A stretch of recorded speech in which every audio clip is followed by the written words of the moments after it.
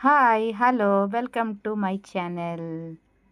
ఈరోజు నేను ఆలు అండ్ పన్నీర్ కూర మసాలా పెట్టి చేయబోతున్నానండి. షార్ట్ అండ్ స్వీట్‌గా ఎలా తయారు చేస్తున్నానో చూసేయండి. ముందుగా ఆయిల్ వేడి చేసుకోవాలి. వేడి చేసుకున్న తర్వాత కట్ చేసిన ఆలులు బాగా ఫ్రై చేసుకోవాలండి. అవి ఒక సైడ్‌కి తీసుకున్న తర్వాత అందులో చిల్లీ గ్రీన్ చిల్లీ ఉంటుంది కదండీ! అదే పచ్చిమిరపకాయలు వేసుకొని బాగా వేపుకోవాలి. దాని తర్వాత ఉల్లిపాయలు, టమాటా, అల్లం వెల్లుల్లి పేస్ట్ చేసి వేస్తున్నానండి. అది వేగుతున్నప్పుడు కొంచెం పసుపు, అలాగే కొంచెం ఉప్పు కూడా అదే సాల్ట్ కూడా వేసుకోవాలి. మీ దగ్గర ఉంటే కసూరి మేతి వేసుకోండి, లేదంటే దాన్ని స్కిప్ చేసేయచ్చు.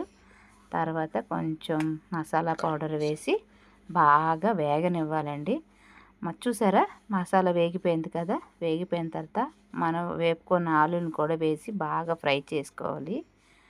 ఫ్రై చేసుకున్న తర్వాత ఇప్పుడు మనం కట్ చేసి పెట్టుకున్న పన్నీర్ ముక్కలు కూడా వేసేసేయాలండి.